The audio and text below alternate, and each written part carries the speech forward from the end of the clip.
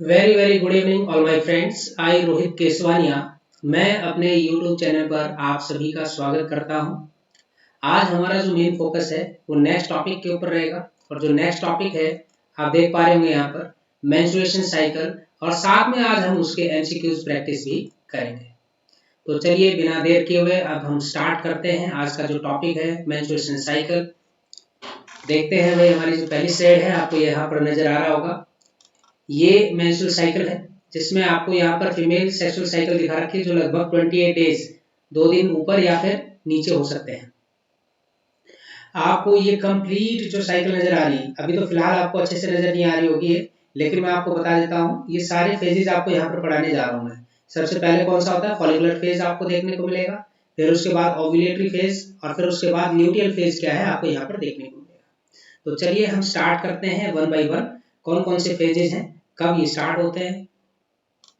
तो पहले फेजेस में आप यहाँ पर देख पा रहे होंगे, आप यहाँ देख पा रहे होंगे कि जो मेंस्ट्रुअल फेज है, मेंस्ट्रुअल जो फेज है ये लगभग 1 to 5 डेज का होता है। कितने डेज का होता है ये? 1 to 5 डेज का क्या है आपको यहाँ पर देखने को मिलेगा, 1 to 5 डेज। यहाँ पर क्या होता है कि कॉर्पस जो ल्यूटियम है वो डिजेनरेट करना स्टार्ट करती है। कॉर्पस ल्यूटियम डिजेनरेट कब करती है? जब ल्यूटिनाइजिंग हार्मोन की अमाउंट क्या हो जाती है, कम हो जाती है। तो कॉर्पस ल्यूटियम को मेंटेन कौन करता है? तो ल्यूटिनाइजिंग हार्मोन करता है। अगर इसी की अमाउंट कम हो गई तो क्या होगा, यहाँ पर डीजनरेशन क्या है आपको यहाँ पर देखने को मिलेगा। ये चीज क्लियर हो गई। दूसरा क्या है कि जब डीजनरेशन होती है कॉर्पस ल्यूटियम की, तो प्रोजेस्टेरोन हार्मोन भी क्या हो जाता है वहां पर कम हो जाता है, ब्रेक डाउन होनी स्टार्ट हो गया एंडोमेट्रियम की, और वो स्लॉटेड आउट हो जाएगी यहाँ से। याद रखिएगा यहाँ पर किसका लेवल सबसे ज्यादा हो जाता है? लेवल सबसे ज्यादा हो जाता है प्रोस्टाग्लैंडिन हार्मोन का, जो कि यूटेरिन मसल्स की कॉन्ट्रैक्शंस को मैक्सिमम कराने का काम करती है। तो ये आपको क्लियर होना चाहिए। प्रोजेस्टेरोन, एस्ट्रोजन और इनहिबिन हार्मोन ये बहुत ही कम हो जाते हैं। कौन से फेज में? मेंस्ट्रुअल फेज के अंदर। अभी मैंने आपको क्या बताया, मेंस्ट्रुअल फेज लगभग 1 to 5 डेज का होता है। यहाँ पर कॉर्पस ल्यूटियम का डिजनरेशन आपको देखने को मिलेगा, क्योंकि यहाँ पर ल्यूटिनाइजिंग हार्मोन की अमाउंट क्या हो जाती है, कम हो जाती है। तो प्रोजेस्टेरोन, एस्ट्रोजन और इनहिबिन की अमाउंट भी क्या हो जाएगी, यहाँ पर कम हो जाएगी। यहाँ पर एंडोमेट्रियम की क्या होगी, ब्रेकडाउन होगी, और वो क्या हो जाएगी, स्लॉट आउट हो जाएगी। वहीं केवल एक हार्मोन है जिसकी अमाउंट क्या हो जाती है, बढ़ जाती है। हम कहेंगे प्रोस्टाग्लैंडिन की अमाउंट क्या हो जाती है, बहुत ज्यादा हो जाती है, क्योंकि यहाँ पर स्ट्रॉन्ग कॉन्ट्रैक्शन क्या है यूटेरिन मसल्स के अंदर क्या है देखने को मिलता है। तो ये चीजें क्लियर हो गई होंगी। तो नेक्स्ट हम देखेंगे यहाँ पर फिर क्या होगा, लगभग कितनी अमाउंट में ब्लड यहाँ पर लॉस होता है। अगर आपसे कोई पूछे कि कितनी अमाउंट में ब्लड लॉस होता है, वो लगभग 50 to 150 ml के समथिंग होता है। तो जो ब्लड क्लॉटिंग है वो यूटेरस के अंदर होनी स्टार्ट हो जाती है, क्योंकि ब्लड क्लॉटिंग होगी, जो ब्लड रिलीज हुआ उसके बाद क्या होगी, ब्लड क्लॉटिंग होगी। और उसी ब्लड क्लॉट को ब्रेक करने के लिए एक यहाँ पर क्या है, एंजाइम मौजूद होता है, जिसको हम क्या बोलते हैं, फिब्रिनोलाइसिन। फिब्रिनोलाइसिन जो कि यूटेरिन वॉल क्या करती है, रिलीज करने का काम करती है। ये वाला याद कर लीजिएगा, ये क्वेश्चन पूछा जा सकता है। ठीक है, इंपॉर्टेंट वन है, इसलिए मैंने आपको यहाँ पर लिखा। दूसरा जो फेज है, मेंस्ट्रुअल फेज के बाद कौन सा फेज स्टार्ट हो जाता है, तो हम कहेंगे फॉलिकुलर फेज। प्रोलिफरेटिव फेज के नाम से भी हम इसको जानते हैं। यहाँ पर डेवलपमेंट होती है फॉलिकल्स की। तो फॉलिकुलर स्टिमुलेटिंग हार्मोन क्या करता है, स्टिमुलेट करने का काम करता है फॉलिकल्स को, और ये बन जाते हैं भाई डोमिनेंट फॉलिकल्स। अब जब डोमिनेंट फॉलिकल्स बन गए तो यहाँ से दो हार्मोन रिलीज होंगे, एक एस्ट्रोजन और एक इनहिबिन। अगर मान लीजिए एस्ट्रोजन हार्मोन यहाँ पर रिलीज हो रहे हैं लगातार, तो आप देखेंगे कि जो एंडोमेट्रियम की जो लेयर है वो लगातार क्या होती रहेगी, डेवलप होती रहेगी, प्रोलिफरेट होती रहेगी। और यहाँ पर एंडोमेट्रियम की डिवीजन क्या है आपको देखने को मिल जाएगी। ये 6 to 13 डे तक होता है, मतलब छठे दिन से लेकर 13वें दिन तक ये आपको चीजें देखने को मिलती है। और अगर टोटल डेज की अगर बात की जाए तो 7 to 8 डेज तक का ये क्या है, पीरियड होता है, किसका, फॉलिकुलर फेज का। और मान लीजिए यहाँ पर इनहिबिन हार्मोन रिलीज हुआ, तो इनहिबिन क्या करेगा, एफएसएच को इनहिबिट करने का काम करेगा, और जिसकी वजह से यहाँ पर जो डेवलपमेंट है अदर फॉलिकल्स की वो क्या हो जाएगी, स्टॉप हो जाएगी। तो अदर फॉलिकल्स की डेवलपमेंट कब स्टॉप करनी है, जब फर्टिलाइजेशन हो जाएगा। ठीक है, तो ये चीज भी क्या है आपको याद कर लेनी भाई, क्योंकि एसपीएससी में यहाँ से क्वेश्चन आया हुआ था। और उन सभी लोगों को बधाइयां जिनका सिलेक्शन हो गया है। काफी मेरे जो फ्रेंड्स हैं, निजी मित्र हैं, उनका सिलेक्शन हुआ है, और मुझे बड़ी खुशी है इस बात की कि नेक्स्ट टाइम हम भी उनके साथ क्या है ज्वाइन करेंगे। क्यों आपकी बार नहीं हो पाया, नो वरी अबाउट इट, लेकिन नेक्स्ट टाइम आपको ये सभी टीचर्स क्या है, जो जिनका नहीं हुआ है वो अब नए टीचर्स क्या है आपको देखने को मिलेंगे किसी न किसी फील्ड के अंदर। जैसे मान लीजिए EMRS की निकल रही है 30,000 के आसपास निकलेगी वैकेंसी। इसके अलावा TGT की अभी चल रही है चंडीगढ़ की, आप इसमें बहुत बेहतरीन कर सकते हैं अभी अगर जिनका नहीं हुआ है तो। और DSSB का भी आप अच्छे से कर सकते हैं जिन्होंने फॉर्म फिल किया हुआ है। देखिए होप नहीं छोड़नी है, और होप अगर आपने छोड़ दी तो इसका मतलब ये मान लीजिए कि आप बहुत पीछे रह जाओ। तो कोशिश मेरी यही है कि जितना भी मैं करवाऊंगा वो आप लोगों के एग्जाम के पॉइंट ऑफ व्यू से ही करवाऊंगा। ठीक है, चलो नेक्स्ट देखते हैं। अब यहाँ पर जो नेक्स्ट फेज है फॉलिकुलर फेज के बाद कौन सा, देखो पहला कौन सा था मेंस्ट्रुअल फेज, फिर क्या हुआ उसके बाद फॉलिकुलर फेज, और उसके बाद कौन सा फेज आ गया ओव्यूलेटरी फेज। ये 14th डे में क्या है आपको देखने को मिलेगा। At the end of the follicular phase 13वें दिन के तुरंत बाद आपको क्या है ओव्यूलेशन क्या है आपको देखने को मिलेगा। यहाँ पर फॉलिकल का साइज क्या हो जाता है बढ़ जाता है, एस्ट्रोजन बहुत ही ज्यादा पीक लेवल पर होता है। तो इसका मतलब क्या हुआ, जो हाइपोथैलेमस है, हाइपोथैलेमस वो क्या कर रहा है लगातार गोनाडोट्रोफिन रिलीजिंग हार्मोन रिलीज कर रहा है, और ये स्टिमुलेट कर रहा है एंटीरियर पिट्यूटरी को, और वो लगातार LH अमाउंट को क्या कर रहा है रिलीज कर रहा है, मतलब ल्यूटिनाइजिंग हार्मोन को लगातार क्या करता जा रहा है रिलीज करता जा रहा है। और यहाँ हम बोलते हैं कि इसको LH सर्ज। और यहाँ पर फॉलिकुलर स्टिमुलेटिंग हार्मोन की अमाउंट भी क्या है यहाँ पर आपको पीक पर देखने को मिलती है, मतलब बहुत ज्यादा अमाउंट में क्या है आपको देखने को मिलेगी। और 14th डे पर क्या होता है ओव्यूलेशन आपको देखने को मिलता है, मतलब टोटल डेज जो मेंस्ट्रुअल साइकिल के हैं उनमें से माइनस कर दीजिए 14, ठीक है, तो माइनस कर दोगे 14 तो वो कौन सा है डे ऑफ ओव्यूलेशन कहलाता है। एग्जांपल के तौर पे यहाँ बता रखा है कि अगर मान लीजिए मेंस्ट्रुअल साइकिल है 30 डेज की, तो डे ऑफ ओव्यूलेशन बताइए। तो बस आपको करना क्या है 30 में से आपको 14 को माइनस करना है, तो कौन सा डे आ जाएगा 16th डे, मतलब ये क्या कहलाएगा ओव्यूलेशन का कहलाएगा। तो याद रखिएगा ओव्यूलेशन के बाद फिक्स होते हैं डेज, और वो कितने होते हैं 14 डेज होते हैं। कितने डेज होते हैं 14, ये आपको याद रखना भाई। अगला आ जाता है यहाँ पर ल्यूटियल फेज। तो मैंने कितने फेज पढ़ा दिया आपको, सबसे पहला फेज कौन सा पढ़ाया, तो आपको याद करना है मेंस्ट्रुअल फेज, फिर कौन सा बताया मैंने आपको फॉलिकुलर फेज, फिर थर्ड क्या बताया भाई ओव्यूलेशन हो गया यहाँ पर, फोर्थ आपका आ जाता है ल्यूटियल फेज जिसको हम सेक्रेटरी फेज के नाम से भी जानते हैं। यहाँ पर कॉर्पस ल्यूटियम की क्या होती है फॉर्मेशन आपको देखने को मिलती है, तो प्रोजेस्टेरोन एस्ट्रोजन इनहिबिन क्या होता है यहाँ पर रिलीज होता है। तो आप सभी को मालूम ही है कि progesterone hormone corpus luteum release करेगा जो कि एंडोमेट्रियम को मेंटेन करने का काम करता है, और उसको क्या बनाता है ग्लैंडुलर और सिक्रेटरी बनाने का काम करेगा, और ये रिलीज करते हैं यूटेरिन मिल्क, है ना, ग्लाइकोजन क्या होता है उसके अंदर प्रेजेंट होता है। अगर मान लीजिए ल्यूटियल फेज इनहिबिन हार्मोन क्या कर रहा है रिलीज कर रहा है, तो ये फॉलिकुलर स्टिमुलेटिंग हार्मोन को क्या कर देगा स्टॉप कर देगा, तो मतलब उसको इनहिबिट करने का काम करेगा ताकि जो फॉलिकुलर जो सेल्स की डेवलपमेंट है वो क्या हो जाए स्टॉप हो जाए। तो ये चीज आपको क्लियर हो गई होंगी। अगर ये चीजें क्लियर हैं तो आप अब नेक्स्ट फेज में आप यहाँ पर देखेंगे, मतलब इसी फेज के अंदर ही आपको थोड़ा सा और बता देता हूँ कि ये जो ल्यूटियल फेज है ये कैसी होती है हाईली वेस्कुलर होती है। यहाँ पर कॉइल्ड ब्लड वेसल्स क्या है प्रेजेंट होते हैं, मतलब हाई अमाउंट में क्या है ब्लड वेसल्स आपको देखने को मिलेंगे। ये जो आपको नीचे नजर आ रहा है डायग्राम इसमें देखोगे तो हाई कॉइल्ड आपको ये स्ट्रक्चर नजर आ रहा है ना, तो ब्लड वेसल्स क्या है बहुत ही ज्यादा अमाउंट में आपको यहाँ पर देखने को मिलेगी, और ये रिस्पॉन्सिबल होते हैं किसके लिए थर्मोजेनिक इफेक्ट के लिए, है ना, टेम्परेचर चेंज हो जाता है बॉडी का, ये भी आपको बता देता हूँ। अब यहाँ पर मैंने दिया है एस्ट्रोजन हार्मोन के बारे में। तो जो एस्ट्रोजन हार्मोन है ये एंडोमेट्रियम लेयर को फर्दर थिकनिंग करने में क्या करता है हेल्प करता है। और जब eight the end of the luteal phase, जैसे ही ल्यूटियल फेज का एंड होता है सिक्रेटरी फेज का एंड होता है, तो यहाँ पर ल्यूटिनाइजिंग हार्मोन की अमाउंट रिड्यूस हो जाती है, जिससे कॉर्पस ल्यूटियम क्या करने लगती है ब्रेक होने लगती है, मतलब डीजनरेट होनी स्टार्ट हो जाती है। और फिर उसके बाद क्या है एंडोमेट्रियम फिर दोबारा से ब्रेक हो जाती है, फिर वही आपका जो मेंस्ट्रुअल फेज है वो आपका स्टार्ट हो जाता है, जो कि 1 से 5 दिन के लगभग क्या है आपको देखने को मिलता है। तो यहाँ तक आपको क्लियर हो गया होगा सभी को, है ना। तो ये सारी चीजें आपको क्या करनी है याद कर लेनी है। और इसके बाद एक थोड़ा सा मैंने आपको यहाँ पर ये अगर हम कहें डिफरेंस करके आपको यहाँ पर बताया गया है, तो आप ये डिफरेंस करके देख लीजिएगा। इधर मेंस्ट्रुअल फेज आपको ये समरी करवा देता हूँ एक बार। मेंस्ट्रुअल फेज लगभग 1 to 5 डेज आपको देखने को मिलती है, फॉलिकुलर या फिर प्रोलिफरेटिव जो फेज है वो 6 to 13 डेज तक की होती है, और वहीं ओव्यूलेशन आपको 14th डे पर आपको देखने को मिलेगा, और ल्यूटियल या फिर सिक्रेटरी फेज लगभग आपको 15 to 28 डेज, मतलब मैंने आपको बताया था ये 14 दिन क्या होते हैं लास्ट के फिक्स होते हैं।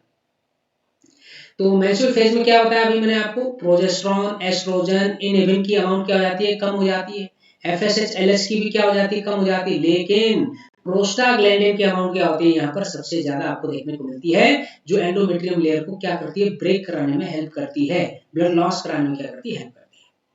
और वही फॉलिकुलर फेज की अगर मैं बात करूं तो यहाँ पर FSH की अमाउंट क्या हो जाएगी कम हो जाएगी। तो जब कम हो जाएगी तो इसका मतलब क्या है डेवलपमेंट है जो फॉलिकल्स का जो डेवलपमेंट है फॉलिकल्स का क्या है आपको यहाँ पर देखने को मिलेगा। और इन एबिन और एस्ट्रोजन हार्मोन क्या होते हैं यहाँ से रिलीज होते हैं और ये क्या करते हैं प्रोलिफरेशन करने का काम करेंगे, डिवीजन करने का काम करेंगे, थिकनिंग का काम करेंगे और थिकनिंग ऑफ एंडोमेट्रियम का क्या है ये हेल्प करते हैं, मतलब मेंटेन करने का ये क्या करेंगे काम करेंगे। और ओव्यूलेटरी फेज की अगर बात की जाए तो यहाँ एफएसएच फॉलिकुलर स्टिमुलेटिंग हार्मोन और ल्यूटिनाइजिंग हार्मोन हमेशा पीक लेवल पर आपको देखने को मिलेंगे। ठीक है, एस्ट्रोजन क्या है पीक अमाउंट पर क्या है आपको देखने को मिलेगा। पिट्यूटरी ग्लैंड क्या करेगा भाई एलएच लगातार मात्रा में रिलीज करेगा, तो इसका मतलब एलएच हो जाएगा सर्च। और हाइपोथैलेमस जीएनआरएच है ना, गोनेडोट्रोफिन रिलीजिंग हार्मोन, जो कि ल्यूटिनाइजिंग हार्मोन और एफएसएच हार्मोन को क्या करते हैं रिलीज करने का काम करते हैं। जब ज्यादा रिलीज होंगे तो इसका मतलब क्या होगा ग्राफिन फॉलिकल्स ब्रेक हो जाएगा। ग्राफिन फॉलिकल ब्रेक होगा या रप्चर होगा तो उसमें से क्या निकलेगा एग क्या हो जाएगा वहां से रिलीज हो जाएगा। ल्यूटियल फेज जिसको हम सिक्रेटरी फेज कहते हैं भाई, तो ध्यान रखिएगा जो ग्राफिन फॉलिकल का जो बचा हुआ जो पार्ट है ना वो बन जाता है येलो बॉडीड स्ट्रक्चर में, जिसको हम कॉर्पस ल्यूटियम के नाम से जानते हैं। जिसको हम किस नाम से जानते हैं भाई, तो आप कहेंगे हम उसको कॉर्पस ल्यूटियम के नाम से जानते हैं। और यहाँ पर एलएच की अमाउंट क्या है पहले से ही ज्यादा है, तो एस्ट्रोजन प्रोजेस्टेरोन इनहिबिन की मात्रा क्या हो जाती है ज्यादा हो जाती है। और ये एंडोमेट्रियम को क्या करते हैं मेंटेन करने का काम करते हैं, ग्लैंडुलर बनाने का काम करते हैं, सिक्रेटरी बनाने का काम करते हैं। तो ये चीजें क्लियर हो गई आप लोगों को। तो ये थे आज का जो टॉपिक था, ये इतना ही मैंने आप लोगों को यहाँ पर बना के दिया है। तो इसके बाद हम यहाँ पर करने जा रहे हैं क्वेश्चन आंसर्स की प्रैक्टिस। तो कुछ क्वेश्चन आंसर्स हम यहाँ पर देख लेते हैं जो कुछ कल रह गए थे, है ना, और उसके अलावा बाकी के क्वेश्चंस भी हम यहाँ देखेंगे। आज मेंस्ट्रुएशन से रिलेटेड भी क्वेश्चंस हम कर लेंगे साथ साथ में। तो सबसे पहले देखेंगे हमारा जो क्वेश्चन है आपको सामने नजर आएगा। पहला क्वेश्चन, क्वेश्चन नंबर 23 आपकी स्क्रीन के ऊपर है। पहला क्वेश्चन यहाँ पर कहता है कि what is the number of the primary follicles at the time of the puberty in each ovary in a female. कल बताया था मैंने आपको ये, तो जल्दी से बताइएगा भाई नंबर ऑफ प्राइमरी फॉलिकल्स बताने हैं और वो भी कब puberty in each every in females.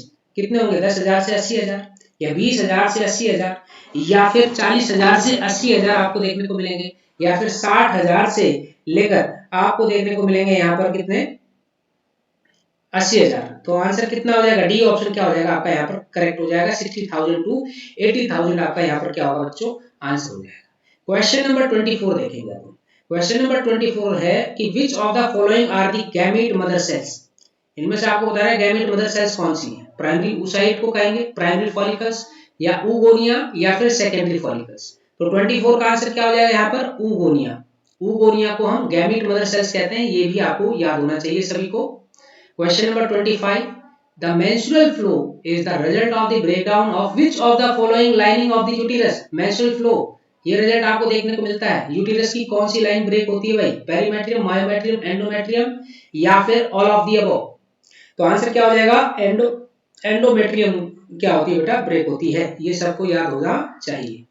अब नेक्स्ट है क्वेश्चन नंबर 26 और 26 आपके सामने है कि which of the following releases the secondary oocyte, है ना, which of the following releases the secondary oocyte। Zona pellucida release करता है, ग्राफिन फॉलिकल रिलीज करता है, oogonia रिलीज करता है या फिर ऑल ऑफ दी अबव यहाँ पर आंसर होगा। तो आप सभी को मालूम है कि ग्राफिन फॉलिकल का रप्चर होता है और वहां से आपको सेकेंडरी oocyte मतलब जिसको हम ओम कहते हैं वो क्या होता है रिलीज होता है। तो याद रखिए ग्राफिन फॉलिकल के रप्चर के बाद ही आपको ये सेकेंडरी oocyte आपको देखने को मिलेगा। Question number 27, the first menstrual cycle in a female is called age. क्या कहेंगे भाई फर्स्ट मेंस्ट्रुअल साइकिल फीमेल के अंदर देखी जाती है उसको क्या कहते हैं, तो याद रखिएगा उसको बोलेंगे मेनार्क। और मेनोपॉज क्या होती है कि भाई परमानेंट सीजेशन आपको देखने को मिलती है at the age of the 50।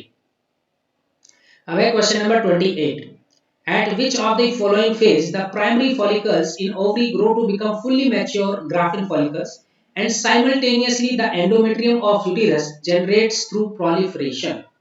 ठीक है, तो यहाँ आंसर क्या हो जाएगा secretory phase, follicular phase, proliferative phase या बोथ बी एंड सी। तो क्वेश्चन नंबर 28 का आंसर क्या होगा भाई, क्वेश्चन नंबर 28 का आंसर आपको देना है और यहाँ पर आंसर हो जाएगा आपका B and C. Question number इसका जो 28 का जो आंसर है वो क्या हो जाएगा बी एंड सी हो जाएगा बच्चों। कैसे, क्योंकि यहाँ पर फॉलिकुलर फेज और प्रोलिफरेटिव फेज के अंदर क्या है आपको ये चीजें चेंजमेंट आपको देखने को मिलता है। तो इसके बाद आता है हमारे पास नेक्स्ट क्वेश्चन देखेंगे 29 और 29 क्वेश्चन आपके सामने है स्क्रीन के ऊपर। तो क्वेश्चन नंबर 29 देखेंगे विच of the following hormones bring about changes in the ovary and the uterus? कौन से हार्मोन्स हैं जो ओवरी और यूटेरस के अंदर चेंजेस के लिए रिस्पॉन्सिबल है? Pituitary hormone, ovarian hormone, luteinizing hormone या फिर बोथ ए एंड बी?